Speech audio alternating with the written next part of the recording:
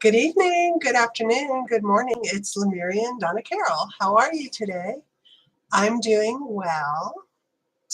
It is Sunday, March 27th. Sunday, March 27th. And you know the old saying about March, in like a lion, out like a lamb. And that has been true here because it was 78 degrees. It was 78 degrees today when I went out to the store to get some cat food. My poor little cats did not have any dry food for a couple days, and I'm tightening my belt, so instead of buying the high quality stuff, well, I still buy it, but I supplemented their diet with Meow Mix, so they never had that before. I brought it home, and man, they gobbled it up, which just goes to show that not only people like junk food, cats do too. Anyhow, I was not on the channel last week, which was the spring equinox, and that energy hit me really super hard. I was out of it for about 3.5 days, exhausted, and then I was up for 2 days, and then I was out another 2 days. It was crazy. I'm praying that I never get hit that hard again. And so this weekend it's been perfect, and I'm very grateful for that. And I started doing my spring cleaning yesterday, so that was good. And you know, that's going to take a while because it just does. Anyhow, I wanted to mention that on the 16th of March I went to the Vincent Van Gogh exhibit, and there's 5 exhibits throughout the United States.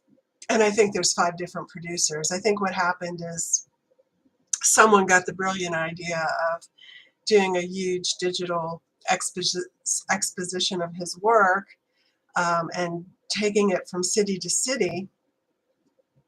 And then other producers jumped on the bandwagon because it was very successful. I mean, actually, they must be making a lot of money because it's just basically a slideshow. And they charge about $45, $50 a head, and they can bring in hundreds of people a day, and there's no building, everything's temporary. It's just draping and projectors. So whoever thought of that, kudos to you, because that is a gold mine. And I hear they're going to bring out other artists in the future. And I really enjoyed it. I thought it was really fun, but I basically went for my birthday. It was a gift to myself. And I went on my own because I had the brilliant idea of channeling Vincent Van Gogh so that he could see his work being displayed on these huge walls with hundreds of people there. And so that's what I did. I channeled Vincent Van Gogh, and I think he was enjoying it because at the end of the show I could feel him overwhelmed, kind of crying about how much appreciation and love people had for his work, because back in the day, of course, they didn't. They thought he was crazy, and he was a little bit different, and people did not value or purchase his work until the very end of his life. I think he started selling paintings, but suffice to say that he was ahead of his time, you know, and that's what happens to some musicians, some artists, some, let's say, prophets or spiritual people. Sometimes they come in and they're ahead of their time, and it takes 100 years or 50 years or 150 years for people to appreciate their work, their message, their voice. And I think that's what happened to him. So,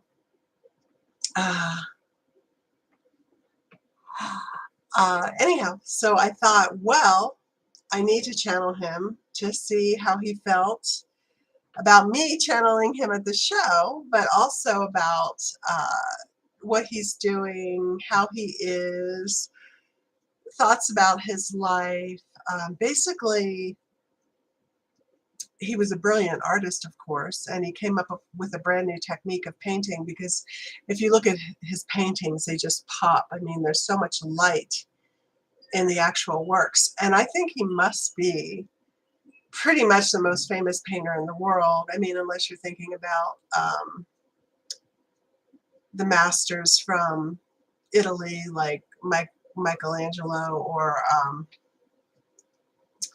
the Dutch painters. But you know, in modern times, he's the most famous painter, I would say, and his works have sold for millions and millions of dollars. I mean, crazy amounts, like $84 million, $54 million. And I was thinking to myself, oh my God, it's crazy how much his works sell for, but you know, it would have been nice if he could have gotten some remuneration during his lifetime, you know, some support from the public for his art, for his brilliance when he was alive, so his life could have been a little bit easier. But then again, he was here before his time. He was ahead of his time. But anyhow, he did come to my friend, one of my friends that I work with, and said to her, I am so glad that Donna Carol channeled me. I really enjoyed that. That was nice of her to do. So that made me feel good. Okay, so I want to say hey to Raydo. Hey to Angelique. Thank you for being here. I hope your spring is going really well. Other than that, I really can't think of much to say, except it's 78 degrees here. And I'm like, okay, stop. Don't go any higher. Just let's keep it at 70, in the 70s for the rest of the year. But that's not going to happen. It's going to jump way up. But I'd rather be a little bit warm than cold. So, all right. So I am going to hold my selenite, call in my guides, and bring in Vincent and see what he has to say today. I hope you're all doing well. If you have any comments, if you have any thoughts to share, just go ahead and type them in the chat, okay? All right. So at this time, oh, my nose itches. You know what? It's from channeling, but it's also because of allergies. There's a lot of pollen coming out now. But my nose starts to itch whenever I start to channel, which is really weird. Okay, so at this time, I would like to bring in my highest and best healing and channeling guides. And I invite you to bring in your guides. I would like to bring in the archangels, Archangel Gabriel, Raphael, Ariel, Michael. I bring in thousands and thousands of warrior protection angels around myself, anyone watching this live stream, or anyone watching the video in the future. I ask the guides to block all negative entities, energies, and thought forms from this time and place. I ask that this channeling be overlit by the Lemurian Mother Goddess. Please make my words clear, accurate, loving, truthful. And lastly, I would like to invite in Vincent Van Gogh, who is a Pleiadian starseed. At least I read that, but it would make sense. And I ask him to bring in a message about anything that he would like today for the audience. And we appreciate your presence here very much. So I'm going to leave, and he's coming in.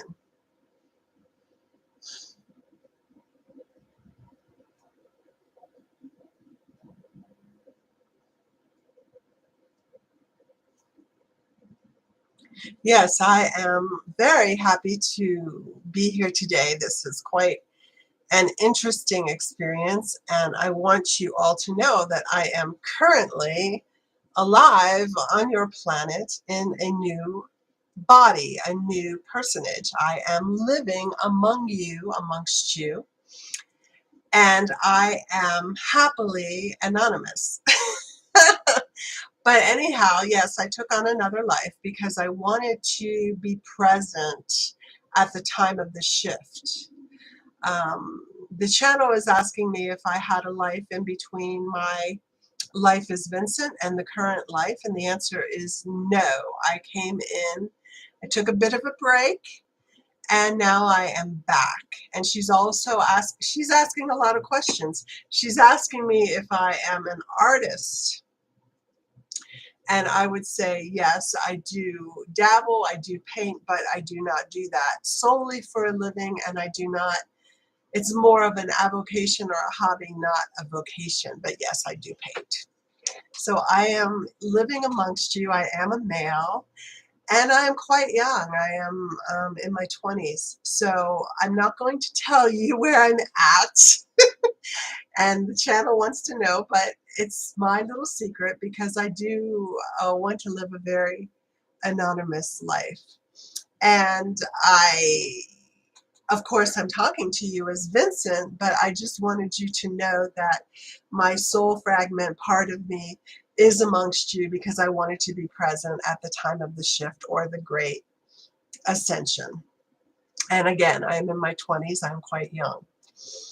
Um, so I was very surprised and grateful and shocked at the show that Lemurian Donna Carol took me to. She basically brought me in before she was going in to the show, before she got into line, telling me who she was. I already knew who you were. I told you I knew who you were, and you laughed.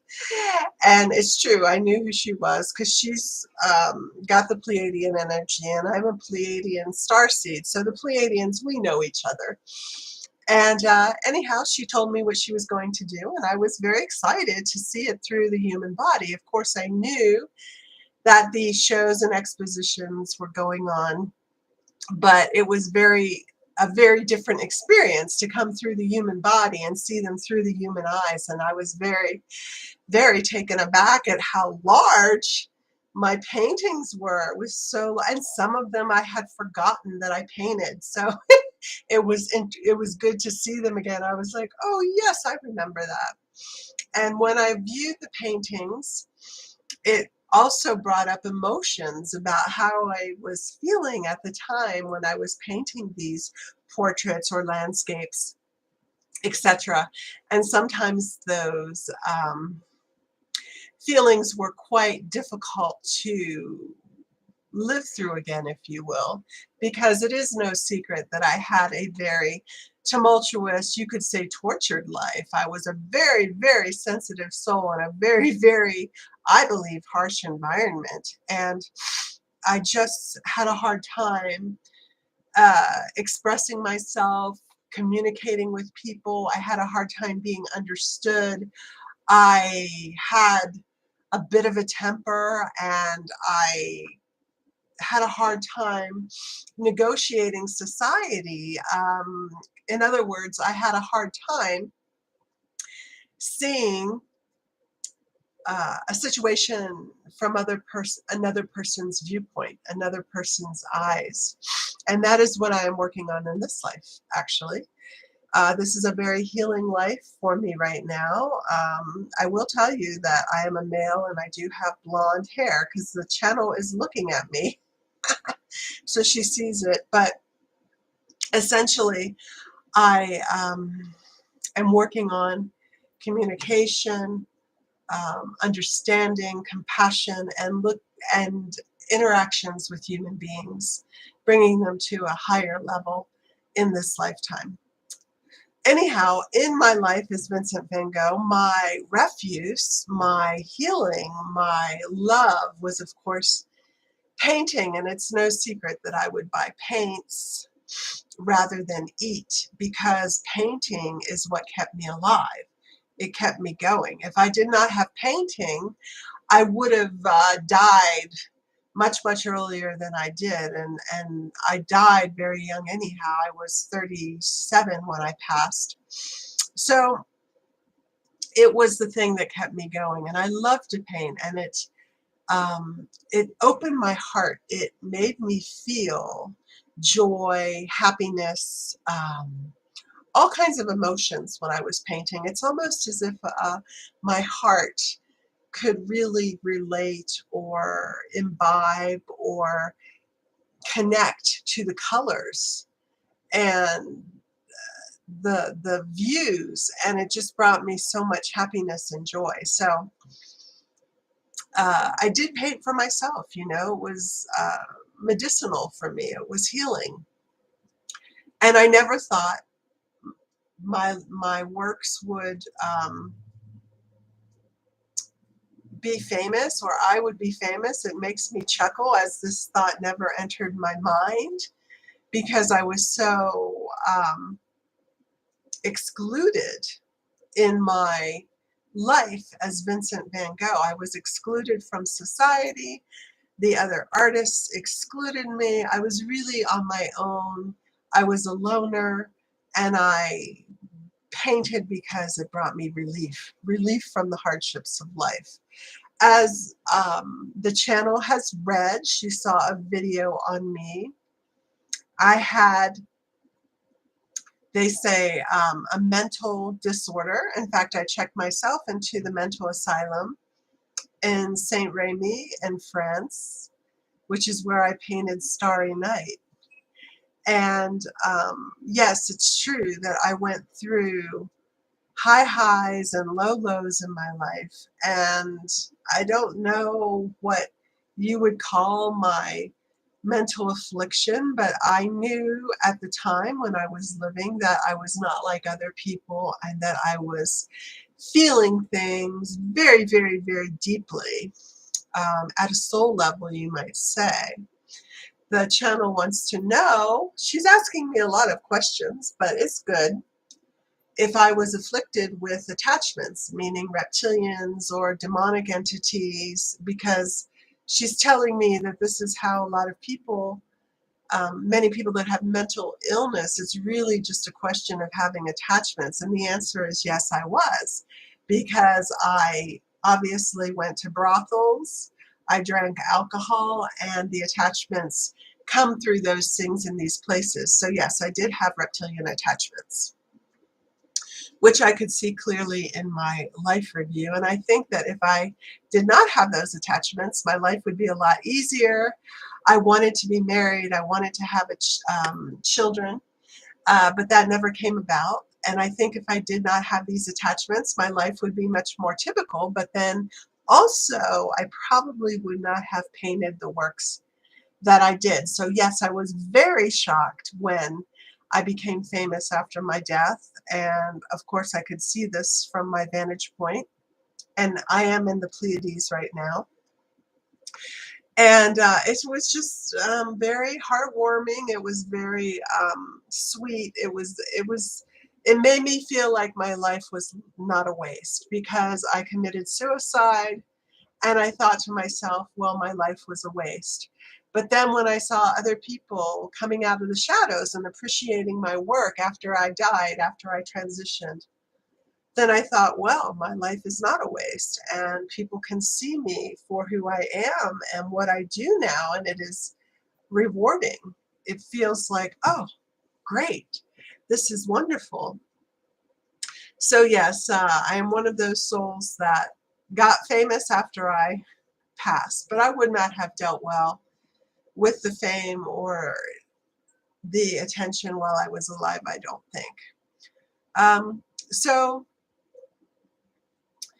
there were some individuals that helped me in my life. Of course, my brother, my dearest one, who kept me alive for many years, and some other people that gave me some praise, some people that would pose for me. And these were my friends. My subjects were my friends. And I experimented a lot with my art, mixing colors and mixing techniques, brushstrokes, etc. And that gave me a lot of pleasure, because, I had creative license. I could paint whatever I wanted, whomever I wanted, whenever I wanted. And that's how I wanted to live my life. And I think an artist should live their life that way. An artist is meant to express him or herself, and his work becomes an expression or reflection of the life that they're living. But the truth of the matter is I had very poor self-esteem. I did not think I was worthy. I felt I was unworthy. And at times I felt like I was a bother to my family, to society. And this is why I had some suicidal tendencies. Plus, I was ill, sick, physically ill. And so, the only saving grace in my life, honestly, was my art. And it kept me going. It gave me the will to live. So after my death, I went into a place where you would call it a hospital or a hospice, or a place where souls go for healing after they um, pass. And because I had committed suicide, I had a lot of healing to do. And so angels came to me and told me that I would be going into a house of healing. And you could call it a convalescence home or something like that. But there were many great souls there, many great healers. And I was a religious man, and so there was a monk who was my spiritual counselor. And he was a Benedictine monk, and he wore the brown robes. He had the uh, haircut of the Benedictine monks, the bowl cut being bald at the top. He had a long wooden necklace, you could call it. I don't know what they're called, but at the end of that was a cross, and he wore the brown robes and the um, rope. He used a rope to tie the robes. So he had been serving in this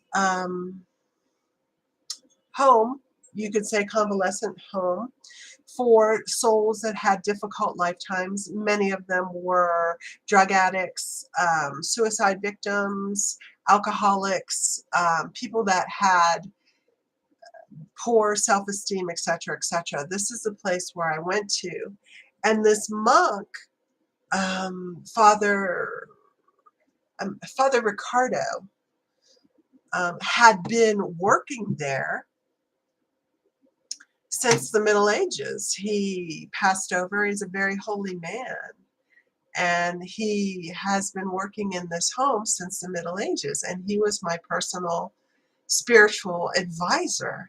And he was the person that made me see that my life was worthwhile, that my work was worthwhile, that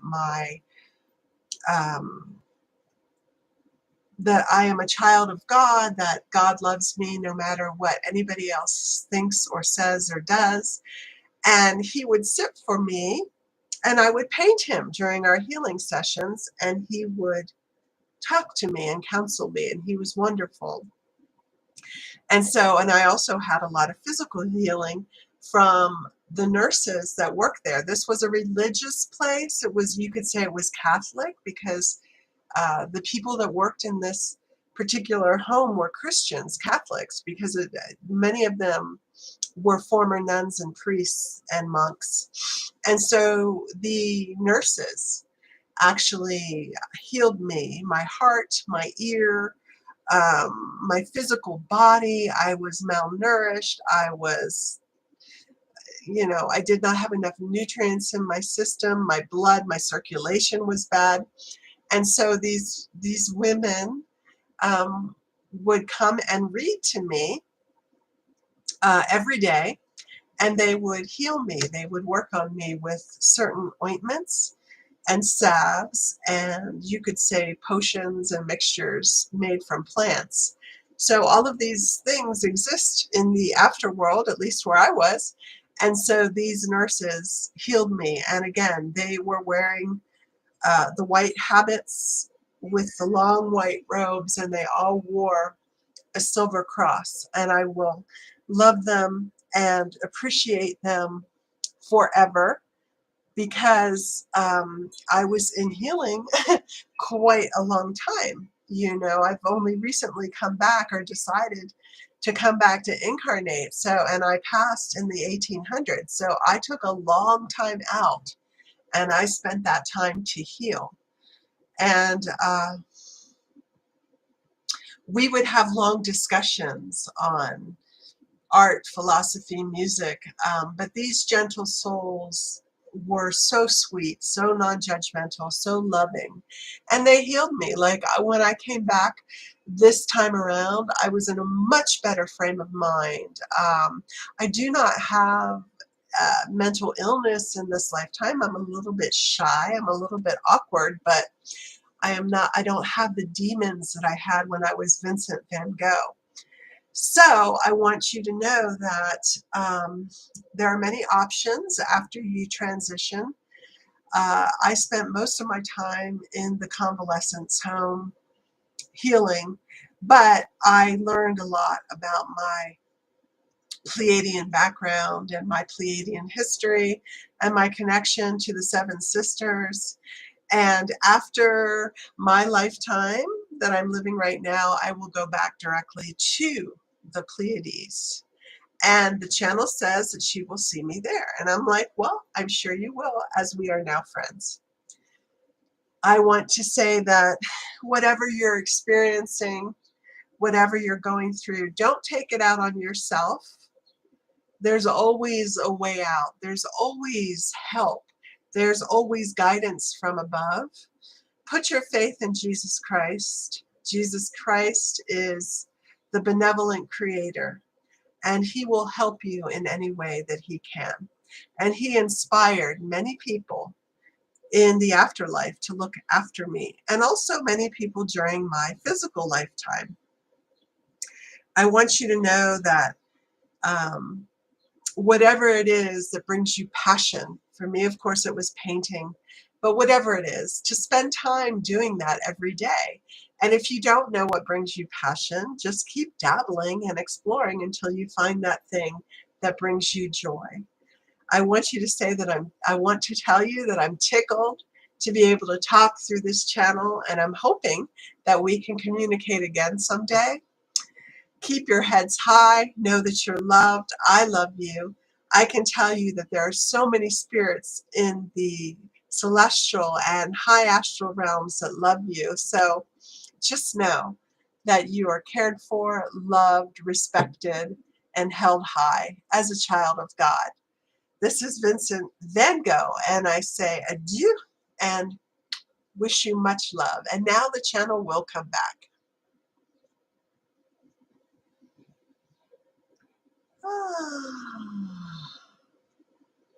Well, well, well. That was interesting. I really like Vincent Van Gogh. He's very, very expressive, and he's also very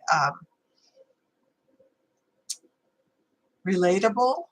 And he was really nice to me. He really appreciated the fact that I channeled him so that he could see his show, which tickled me because I thought, oh yeah, like that's what I would want to do if I had passed and I was a famous painter. I would want to see, you know, the people coming to see my art.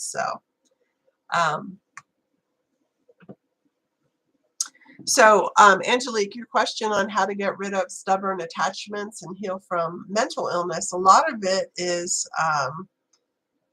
going to someone that does that type of work. There are people that remove attachments from people, reptilians, demons, parasites. It's well worth the investment, actually. I believe it was in 2010 or something, I had 2 or 3 reptilian attachments, and I went to someone that took them out, except one got stuck. One was stuck there for a year, and I got very sick because this person was just getting into this type of work and they weren't really well versed in it yet. So, and like a dummy, I didn't go back to him. I just suffered for a year. Well, I didn't know what was happening. But I had attachments from my childhood or from my upbringing or from my lineage, and they got pulled out. So there are professional exorcists, professional spirit releasement practitioners, and I would find a reputable one and I would go to them and I would get that attachment out, period. It's worth the money. Just find someone that knows what they're doing. But anyhow, I just want to say I hope you guys have a great spring. If you have any ideas or suggestions on individuals that you would like to hear from, let me know. And I hope you feel well, do well. I know these are very difficult times, Prices are going up, the war's going on, etc., etc. But, we have to stay strong in these times, and we have to rise above, because these times have been predicted. I believe in the prophecies of Jesus Christ. I really do. I don't think that those things were put out for no reason. And if anyone's going to predict the future, I would look to his words before I'd look to anybody else's. That's just me personally. But know that you're here at this time for a reason. And we're here to bring in the light, hold the light, and be the light, and to be love to all those that are still in doubt. So, stay strong, keep your heads high. If you want to contact me, you can email me or contact me through the website. And I hope you all have a fabulous, fabulous week. And I want to thank Vincent. And yes, I will channel you again because I feel close to you. All right. Well, take care, everybody. Namaste.